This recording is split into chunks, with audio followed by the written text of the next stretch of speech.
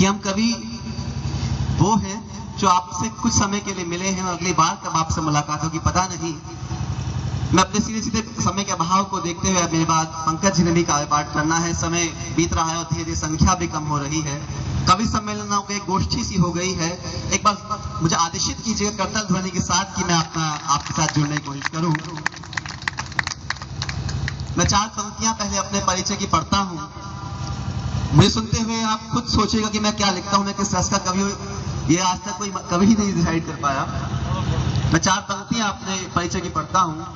आंधी में भी जलती हुई मशाल हूं मैं, आंधी में भी जलती हुई मशाल हूं मैं, सबके आंसू पोंछे वो एक रुमाल हूं मैं। आंधी में भी जलती हुई मशाल हूं मैं, सबके आंसू पोंछे वो एक रुमाल हूं मैं। जिनकी समझ में आया उनके लिए हूं जवाब, जिनकी समझ में आया उनके लिए हूं जवाब। जो अब भी नहीं समझे, जो ना समझो के लिए अब भी सवाल हूं मैं, ना समझो के लिए अब भी सवाल हूं मैं। आदरणीय बिजनौली जी हमारे बीच बैठे, अपनी पंक्तियां उनके चरणों में निवेदित करता हूं। देखिए, आप लोगों को कविता के साथ जुड़ना पड़ेगा। हमारे मंचों का कवि सम्मेलन मंच का बड़ा नाम होता है आदरणीय बाल कवि बैरागी जी का। उनका एक शेर उनसे उधार लेता हूं। आप लोगों को कविता के साथ जोड़ने की कोशिश करता हूं कि बात छोटी है अफसाना बड़ा हो जाएगा, बात छोटी है अफसाना बड़ा हो जाएगा। अपनी हैसियत देख तेरा पैमाना बड़ा हो जाएगा। और कविता सुननी है तो सिर्फ 2 कान काफी नहीं, और कविता सुननी है तो सिर्फ 2 कान काफी नहीं। दिल का साथ रखो हंगामा खड़ा हो जाएगा, दिल का साथ रखो हंगामा खड़ा हो जाएगा। देखिए, मेरे दोस्त अक्सर मुझसे कहते हैं कि जिस तरह का मैं लिखता हूं और जिस तरह की मेरी उम्र है वो कहीं ना कहीं मैच नहीं होती। कि जिस युवा अवस्था में जो लिखना चाहिए वो उससे मैं बहुत अलग लिखता हूं। तो मैं कहीं ना कहीं मुझको कहना पड़ता है कि जिस तरह की देश समाज हमारे घर परिवार की स्थितियां हैं, यदि अब भी मैं उनको देख के नहीं लिखूं तो कहीं ना कहीं अभी कलम के धर्म का सम्मान नहीं कर पाता। कहीं किसी कवि ने कहा है कि जो वक्त की आंधी से खबरदार नहीं है, जो वक्त की आंधी से खबरदार नहीं है, कुछ और होंगे वो कलमकार नहीं है, कुछ और होंगे वो कलमकार नहीं है। मेरे दोस्त मित्रों, कहीं मेरी कलम ने कहीं जवाब के तौर पर मेरी 4 पंक्तियां कहीं लिखी हैं और मैं उन 4 पंक्तियों को आपको सौंपता हूं कि गा सकता हूं मैं गीत दर्द डिस्को वाली बोली के, गा सकता हूं मैं गीत दर्द डिस्को वाली बोली के। लिख सकता हूं मैं भी क्या छिपा है पीछे चोली के, गा सकता हूं मैं गीत दर्द डिस्को वाली बोली के। लिख सकता हूं मैं गीत क्या छिपा है पीछे चोली के। पर मैं कलमकार हूं एक कलम का गुनहगार नहीं, पर मैं कलमकार हूं एक कलम का गुनहगार नहीं। और अगली पंक्ति पर लगे इस युवा कलम ने कोई बात का जवाब दिया हो। पर मैं कलमकार हूं एक कलम का गुनहगार नहीं। भुला दिए हैं सपने मैंने मेहंदी कुमकुम रोली के, भुला दिए हैं सपने मैंने मेहंदी कुमकुम रोली के। हम वो कवि हैं साहब जो देश में चेतना जगाने का काम करते हैं। आज के दौर में जब हर क्षेत्र में कहीं ना कहीं कोई ना कुछ ऐसे व्यक्तित्व मिल रहे हों जो हमारे शर्मिंदगी का पात्र बनाते हो, तो कहीं ना कहीं हमें कवियों को कुछ कहना पड़ता है। हमारे अगर किसी धर्म में कुछ और है तो हमारे पास आसाराम है साहब, हम किसी से कम नहीं हैं। मैं कभी किसी को अपनी कलम से किसी के ऊपर व्यक्तिगत टिप्पणी करने का पक्षधर कभी नहीं रहा, पर जब प्रकरण होता है तो मुझे कहीं कहना पड़ा। मैं 4 पंक्तियां उसको सौंपता हूं, उसके बाद आगे बढ़ूंगा। कि कुछ प्रसिद्ध हुए और कुछ आम हो गए, कुछ प्रसिद्ध हुए और कुछ आम हो गए।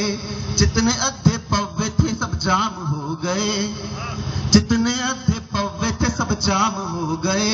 उठने की होड़ में क्यों हम इतना गिर गए, उठने की होड़ में क्यों हम इतना गिर गए।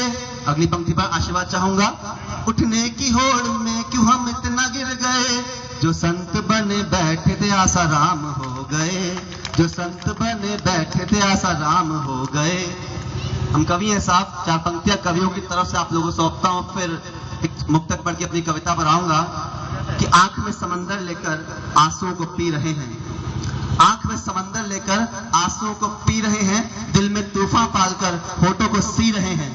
आंख में बिजनौली जी का ध्यान चाहूंगा कि आंख में समंदर लेकर आंसुओं को पी रहे हैं। दिल में तूफान पालकर होठों को सी रहे हैं। और सींच करके स्याही से देश की फुलवारी को सींच करके स्याही से देश की फुलवारी को हम आज के दौर में भी सर उठाकर जी रहे हैं, हम आज के दौर में भी सर उठाकर जी रहे हैं।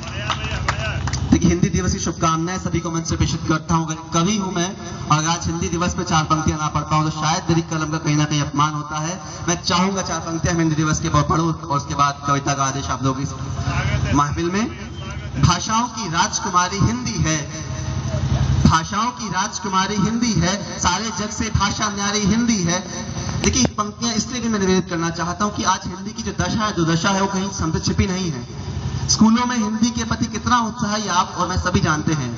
स्कूलों की पढ़ाई को SMS लैंग्वेज में कॉपी पर उतारते हुए ये बच्चे किस तरह से हिंदी के उत्थान के लिए भविष्य में कार्य करेंगे, ये बात मैं आपकी पर सौंपता हूं, क्योंकि देश का भविष्य आप लोगों के घर में पल रहा है। मैं पंक्तियां रखता हूं। भाषाओं की राजकुमारी हिंदी है, सारे जग से भाषा न्यारी हिंदी है, मेरे भारत के भाल की है जो बिंदी, मेरे भारत के भाल की है जो बिंदी, मुझको तो प्राणों से प्यारी हिंदी है, मुझको तो प्राणों से प्यारी हिंदी है। एक बार मैं चाहूंगा, मैं कविता मैं आप लोगों के बीच रख रहा हूं। एक वो कविता है जो मैं पहली बार किसी मंच से पढ़ रहा हूं, ये हाल ही में लिखी गई कविता है। मैं कविता अक्सर वहां से उठाने की कोशिश करता हूं कि जो आपको आपके जीवन से जोड़े, और आप लोगों का आशीर्वाद इस कविता का भविष्य आने वाले सम्मेलनों इस कविता का भविष्य तय करेगा। मैं चाहूंगा जोरदार तालियों के साथ मुझे एक बार आदेशित कर दे कविता पाठ के लिए। क्या बात है, ये तालियों में कंजूसी क्यों हो रही है, क्या बात है। हाँ, समय मैं कविता पाठ आरंभ करता हूं। आप लोग घनघोर तालियों के लिए बहुत बहुत धन्यवाद। समय बदल गया है, समय बदल गया है, बदल गए हैं हम लोग, समय बदल गया है, बदल गए हैं हम लोग। ये कविता, मैं इसकी पहले कविता की थोड़ी सी भूमिका बताता हूँ। ये कविता आप लोगों को आपके घरों के परिवेश को याद दिलाएगी, आप लोगों के घरों के जो भविष्य पल रहा है, हमारे देश का जो भविष्य कहीं होने वाला है, हमारे समाज का जो परिवेश है, मैं आप लोगों से उसको जोड़ता हूँ। मैं नहीं ले जाऊंगा आपको सरहद पर, मैं नहीं ले जाऊंगा आपको मोदी के पास, मैं आप लोगों को आपके घर के अंदर लेके जाता हूँ। और लगे कि कहीं मैंने आपके घरों के हालात को अपनी कविता में बयान कर दिया है, तो बिजनौरी जी का आशीर्वाद मैं इस मंच से चाहूंगा। बिजनौरी जी हमारे बीच नहीं रहे।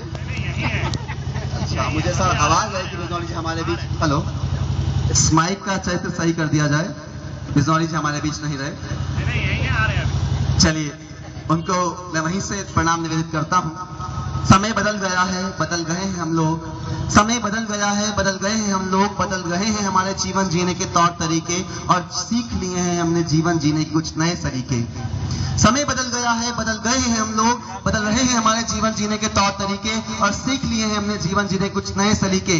बदलाव की इस बयार में जो कोई भी थोड़ा सा बह पाया है, बदलाव की इस बयार में जो कोई भी थोड़ा सा बह पाया है, वही व्यक्ति आज आधुनिक बन पाया है, वही व्यक्ति आज आधुनिक बन पाया है। तालियां अगली पंक्ति के लिए संभालेगा कि विज्ञापन और कलाकार प्रतिस्पर्धा के इस युग में, विज्ञापन और कलाकार प्रतिस्पर्धा के इस युग में हम अपना ही गला काट रहे हैं, और मन की सुख शांति बढ़ती हुई भौतिकता में तलाश रहे हैं, और मन की सुख शांति बढ़ती हुई भौतिकता में तलाश रहे हैं। आधुनिक होने की जिद में जिसने भी लिए एक अंगड़ाई है, आधुनिक होने की जिद में जिसने भी लिए एक अंगड़ाई है, हर उस चीज ने एक बड़ी कीमत चुकाई है। माँ का प्यार हो या पिता का दुलार, माँ का प्यार हो या पिता का दुलार, हर चीज में एक प्रोफेशनलिज्म नजर आता है।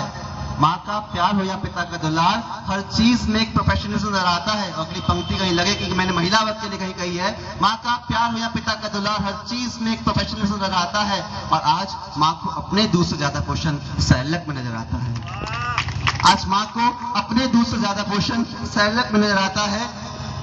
दादी के हाथों सिलाई मशीन से सिले हुए लंगोट, दादी के हाथों सिलाई मशीन। देखिए, मैं वो उस पीढ़ी में से एक हूँ जो पिछली पीढ़ी अपनी आने वाली पीढ़ी में एक पुल की तरह खड़ी है।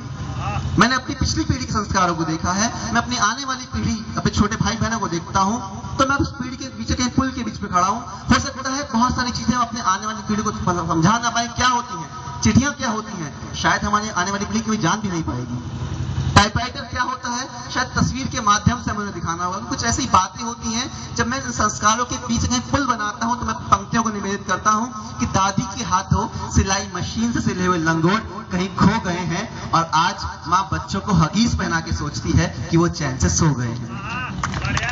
और आज माँ बच्चों को हगीज पहना के सोचती है कि वो चैन से सो गए हैं। Computer, tablet, internet, computer, tablet, internet हमारे अकेलेपन के घाव को धो रहे हैं। कंप्यूटर, टैबलेट, इंटरनेट हमारे अकेलेपन के घाव को धो रहे हैं और शायद इन्हीं की वजह से हमारे बच्चे समय से पहले बड़े हो रहे हैं।